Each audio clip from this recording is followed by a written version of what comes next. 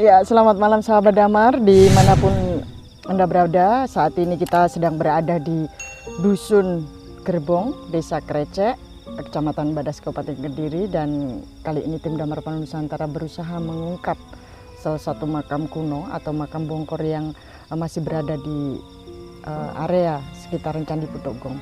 Seperti apa mistis dan angkernya kuburan bongkor satu ini, tetap ikuti terus jejak penelusuran dari Damar Panul Nusantara yang berusaha mengungkap fakta jadi berita. Salam budaya.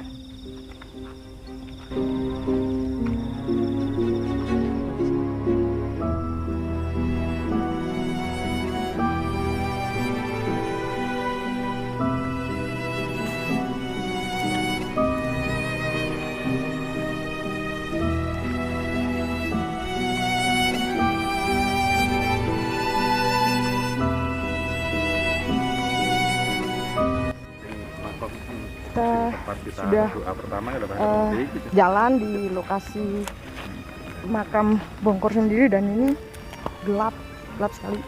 Harus hati-hati karena di tengah sawah ya.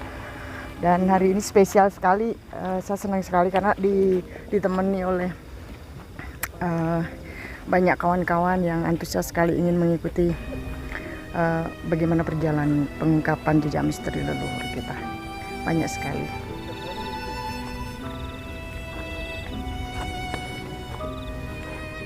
Jadi di tengah perjalanan kita menuju ke makam bongkor, masih di area selatan Candi Putogong sendiri. Tadi dari tadi sore kita sudah trek lokasi, dan malam ini kita menemukan sesuatu, lagi-lagi terakota ya. Jadi memang benar di sini di kawasan selatan Candi Putogong dan bahkan Putogong sendiri ini yang luasnya beberapa hektar memang masih menyimpan peradaban besar dari beberapa leluhur yang ada di masa lalu. Ini buktinya ya, seperti ini. Jadi kita tidak menemukan apapun, dan buat saya inilah kenapa kami diperjalankan di sini untuk mengungkap sisi lain dari tempat leluhur yang satu ini. Kita ke sana. Ya, kita sudah berada di lokasi tujuan kita, dan di samping saya ini ada satu makam tua. Kita tidak tahu makam itu makam siapa, tapi yang jelas makam itu sudah ada sejak adanya peradaban besar di Candi Putogong sendiri, dan warga di sekitar tempat ini mengenal makam yang satu ini sebagai makam bongkor. Kita kirim doa dulu kepada para leluhur, dan ini ada salah satu etika yang dimanapun kita berada di tempat leluhur, kita selalu mendoakan beliau, memohonkan segala pengampunan atas semua karma yang yang dialami oleh beliau ketika masa hidupnya.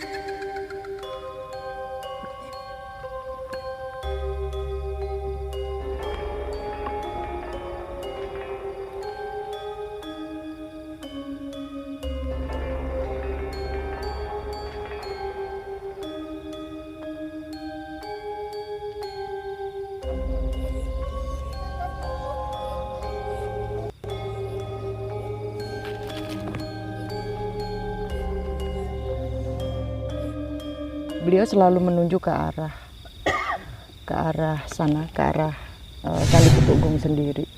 Dan ini sosok beliau tuh seperti ini. Jadi ada pakai gelung di sini. Cuman saya lihat beliau tidak pakai baju, hanya pakai apa ya, ikat pinggang warna hitam seperti ini. Dan yang tidak pernah saya lupa dari beliau adalah ketika saya pertama kali datang ke tempat ini 1 tahun yang lalu, bahkan hingga detik ini, ternyata beliau masih tetap eksis menjaga di wilayah ini. Satu tumbak yang beliau selalu pegang di tangan kanan seperti itu, dan beliau berdiri di sebelah sini, jadi agak dekat dengan pohon ini. Jadi nanti kalau misalkan kawan-kawan yang berkunjung ke area Candi Putugung sendiri, salah satu yang menguasai wilayah di sebelah barat selatan adalah beliau yang ada di sini. Kenapa saya bilang seperti itu? Karena memang beliau dulu memang menempati wilayah ini, dan satu bukti bahwa tentang keeksisan beliau ketika masih sugeng dulu, ini di makam ini 1 tahun yang lalu kita juga pernah menemukan satu alat bibisan atau saat itu yang digunakan untuk meramu obat-obatan seperti ini.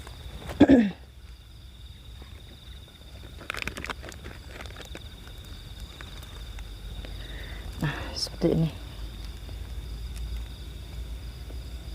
Ini terpotong ya, karena mungkin udah lama, saking lamanya beliau ada di sini. Jadi ini sengaja tidak kita bawa ke Putugung sendiri karena ini memang terkait langsung dengan beliau. Makanya kita letakkan di makam Bongkor ini.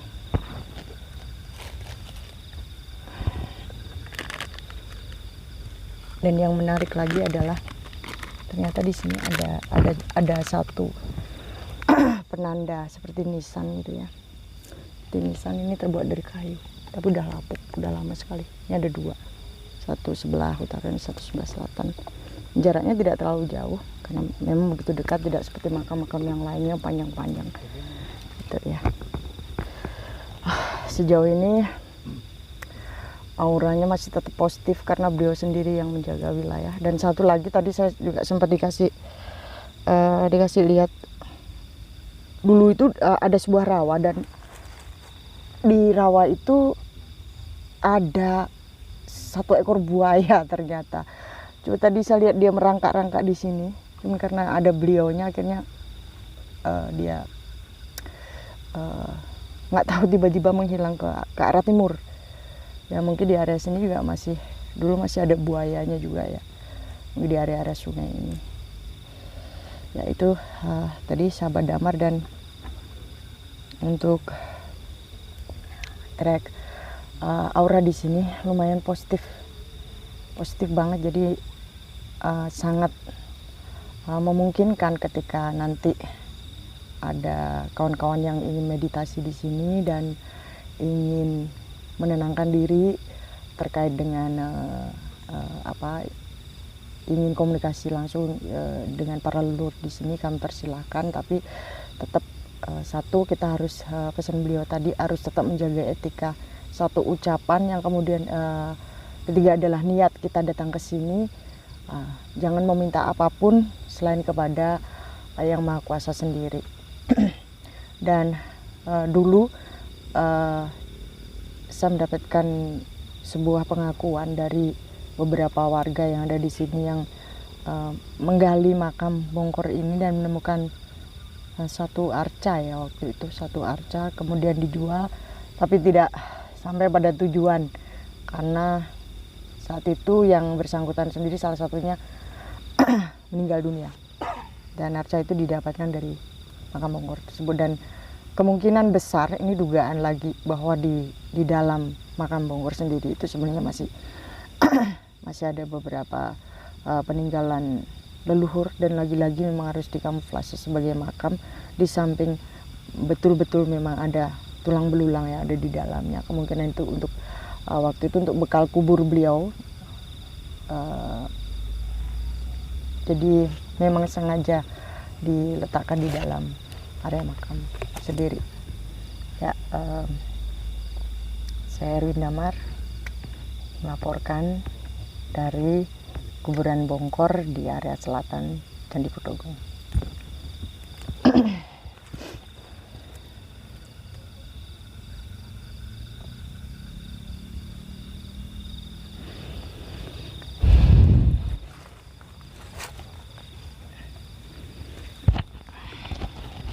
Ya, sahabat Damar, di samping saya sudah berdiri Pak siapa Pak?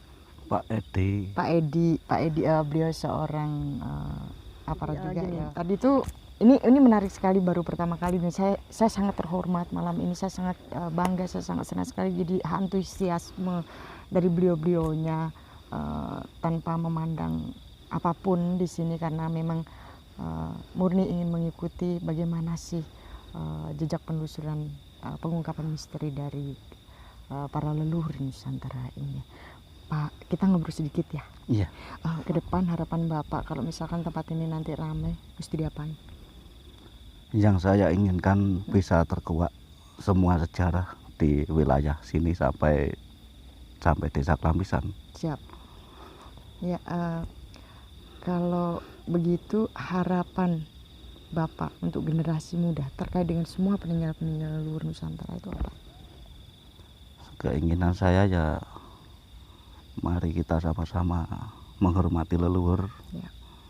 yang sudah mendahului kita sejak dulu. Ya. Itu aja. Iya. Ya. Jadi simple, sederhana, tetapi mengena. Jadi apapun itu dan dimanapun kita berada, satu, ketika kita melihat semua peninggalan leluhur, sudah menjadi tugas kita semua untuk ikut menjaga, melestarikan dan merawat apa yang sudah beliau tinggalkan untuk kita semua. Jadi bukan lagi ada tangan-tangan usil yang berusaha merusak peradaban leluhur ataupun peninggalan leluhur dengan alasan apapun. Bapak, terima kasih. Iya. Ya, sahabat Damar, nanti saya juga akan meminta satu kesaksian dari warga, salah satu warga yang ada di sini terkait dengan makam Bongkor sendiri. Tetap ikuti saya di penelusuran jejak misteri leluhur bersama Damar Panun Nusantara yang berusaha mengungkap fakta jadi berita. Ya, seperti janji saya tadi, saya akan meminta satu kesaksian dari salah satu warga Gerbong sendiri yang kebetulan memang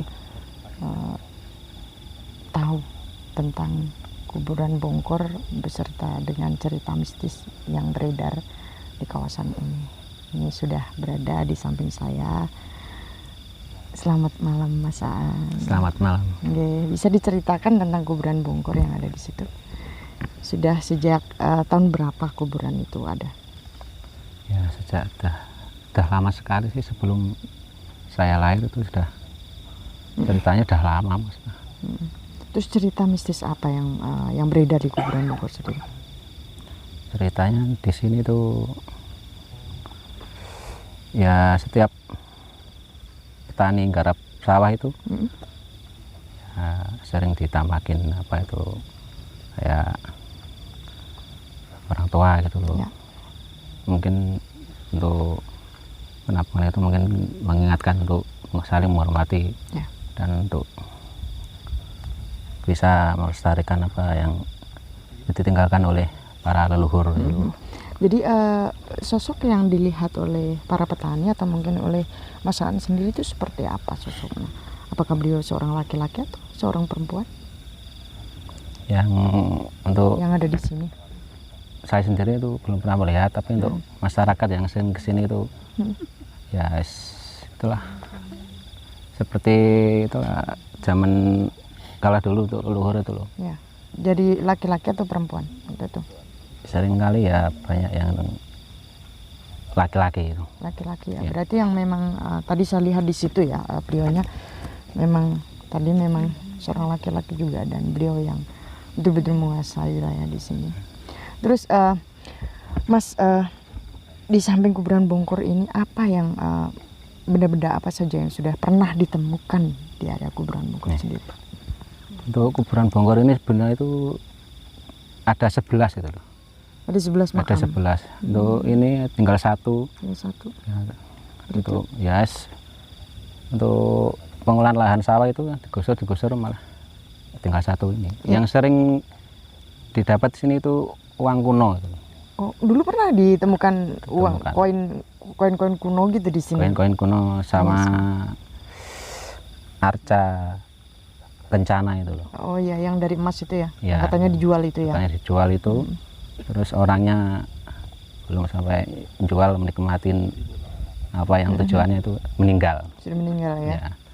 Yang dapat uang gobok nih, uang kuno itu disuruh dikembalikan di sini, nggak boleh dibawa pulang. Jadi memang sudah dikembalikan di sini. Sudah. Oh iya.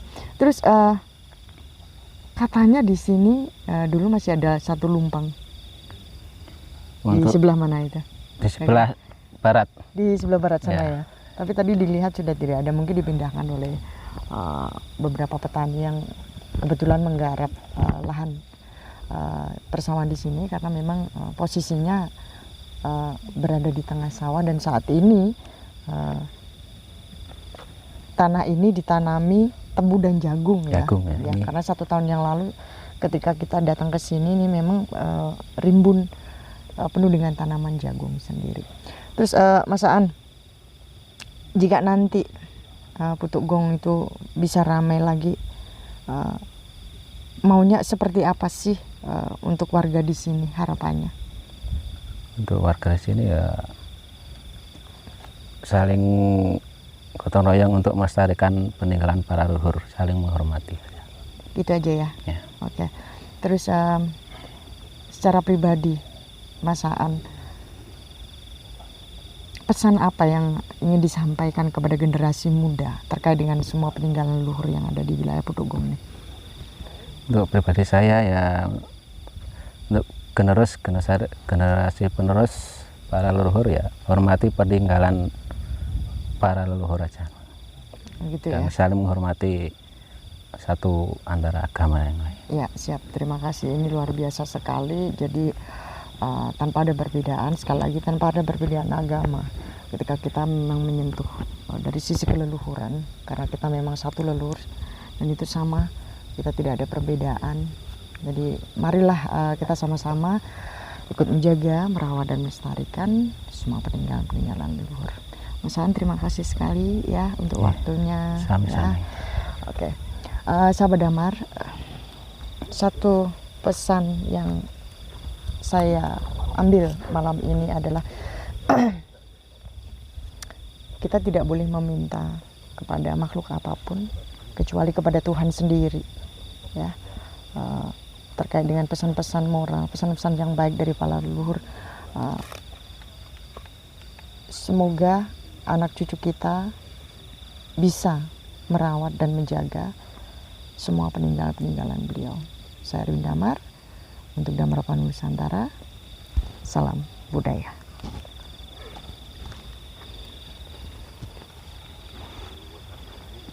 Ini banyak sekali dulu ditemukan di area sini. Sudah dibersihkan lagi.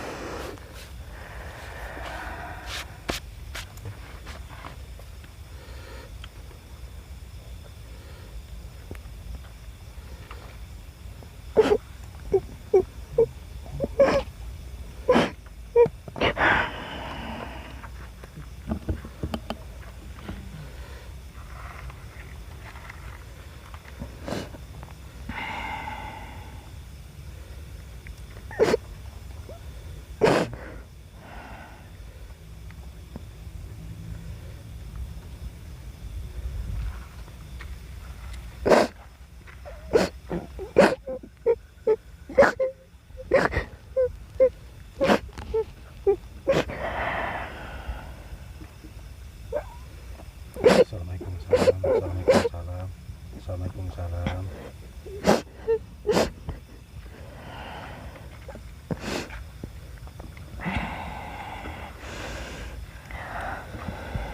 Syukur.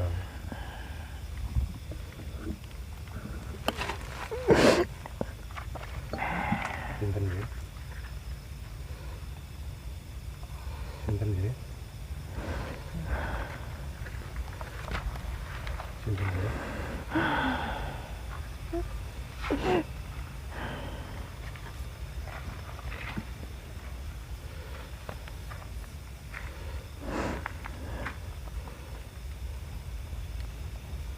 Sampun mriku. Menika sinten?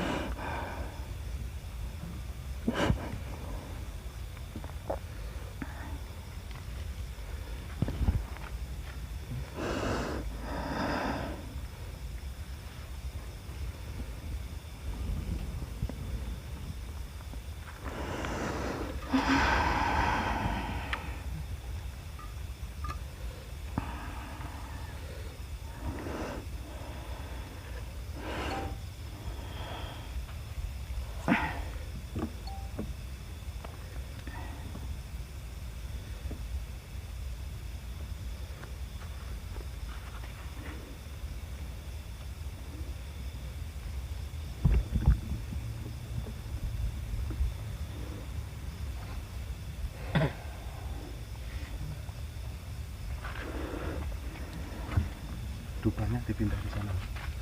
Dupanya pindah di sana.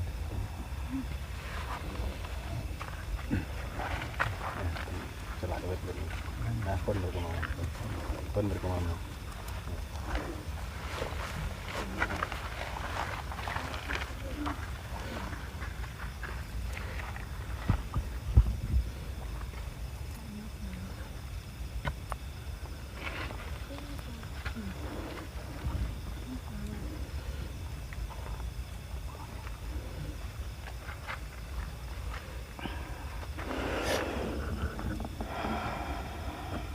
Monggo diaturaken Nyai.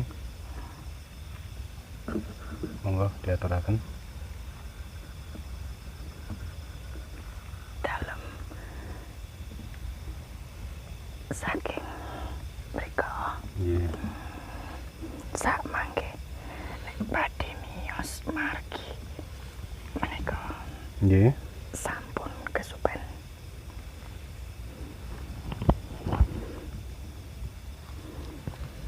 Nggih. Nggih sampun nggih. Nggih sampun. Ngapunten menika Nyai sinten? Monggo tetepangan Nyai.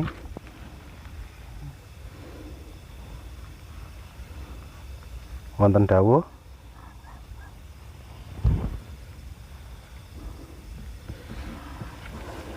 Iku dene padha wis lali. Nggih, mboten supe menika sedaya putra-putri ngayah dhateng mriki badhe ngemutaken dumateng sedayanipun kajenge saged diuri-uri nggih panggenan mriki. Tata cara kang sampun dumunung wonten mriki Nggih. boten nate wonten tiyang pundi-pundi Nggih. ingkang paring napa-napa dumateng kula. Nggih. Nggih, nggih, nggih. Nggih, sampun ngertos nggih. Ngantos dumugi mriko dalem wonten. Nggih. Dadi menika lintasan nggih. Oh, nggih, nggih. Kalian Nyai sinten?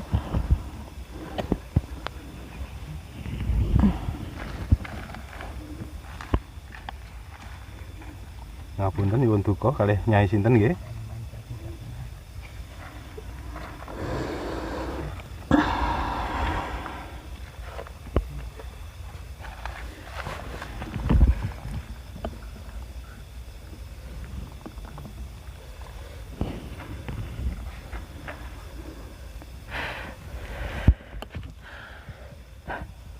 jadi itu tadi pemirsa, ini dulu adalah jalan perlintasan menuju ke yang kita temukan kemarin namanya Candi Putuk Gong, karena sesuai dengan areanya atau kearifan lokal disampaikan bahwa dulu di situ dinamakan Putuk Gong, tetapi betul-betul memang itu adalah peradaban leluhur. Bukti fisiknya sudah kita temukan, tetapi untuk jalan perlintasannya memang kita belum tahu. Ternyata ini dulu jalan perlintasan menuju ke Putuk Gong. Jadi Putuk Gong, beliaunya lah dulu yang pernah mengamankan area jalan sini. Beliaunya yang lebih tahu di sini, dan belum pernah ada yang mengetahui lokasi sini dulu sebelumnya.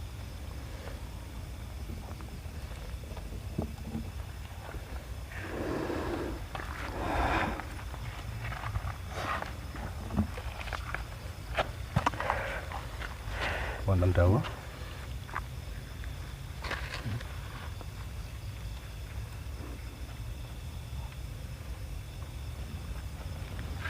Wonten mriko. Nggih. Didandosi rumiyin nggih.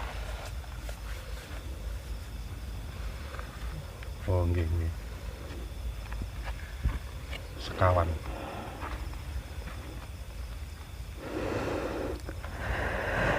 Jadi ke arah sana nanti kalau kita mungkin pas siang hari, kalau mungkin malam kita tidak mungkin bisa masuk.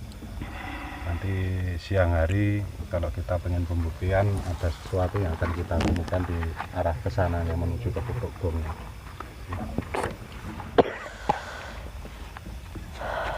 Jadi saya ingin harusnya ada satu apa ya, kesaksian yang itu sebelah yang terakhir waktu ketemu BPCD ya, yang bisa saya ini ya, karena memang tadi sosok beliaunya itu adalah beliau pakai selendang warna kuning, dan beliau itu tadi mungkin waktu pembangunan jalan ini ya, jadi itu tadilah ada sesuatu yang terlupa ketika untuk membuka jalan itu harusnya ada sebuah apa ya istilahnya, ada sebuah ritual untuk mohon izin, permisi, karena ini adalah lintasan dimensi beliau. Lintas. Jadi memang benar beliau berasal dari arah utara, di area sini.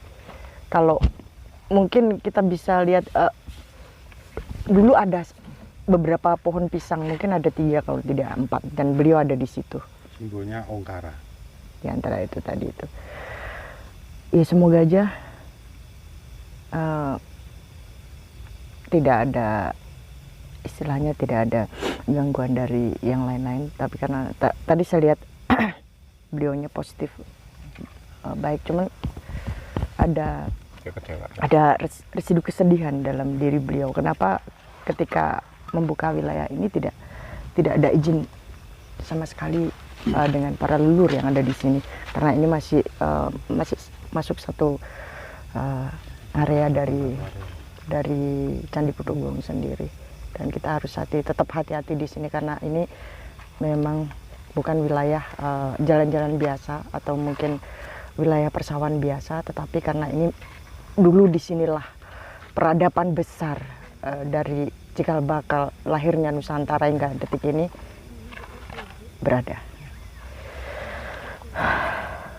Ini kalau ke arah sana sampailah ada di makam itu di antara pohon pisang itu, dan kalau misalnya kita harus ada pembuktian secara fisik bisa saja, tapi karena ini mungkin kita harus menerobos ke lahan jagung dan itu tidak diperbolehkan. Yang jelas tadi memang beliau berasal dari sini. Ini ada juga masuk wilayah dari Candi Putuk Gong sendiri. Coba di zoom ke sana. Tadi ada 1, 2, 3. Ada 3 pohon pisang, di antaranya 1, 2, 3. Dan beliau ada di depan pohon pisang yang ada di sebelah sana. Di sini juga ada, cuman ini tidak dominan. Energi yang paling besar ada di sebelah sana.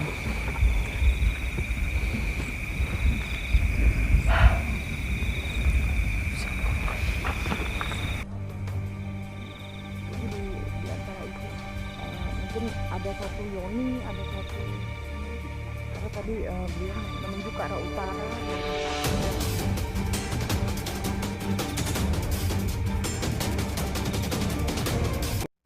Baik, sahabat Damar, itu tadi sekilas pengungkapan jejak misteri leluhur dari kawasan Candi Putuk Gong dan area sekitarnya.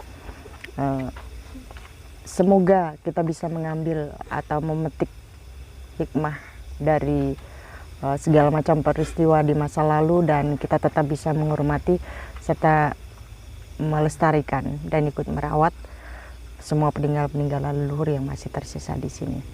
Satu lagi pesan saya, tetap memohon yang terbaik kepada Tuhan dan berdoa untuk para leluhur-leluhur supaya dosa-dosa mereka diampuni di masa lalu dan memberi keberkahan yang baik kepada kita semua. Saya Erwin Damar untuk Damar Panulu Nusantara yang berusaha mengungkap fakta menjadi berita. Salam budaya.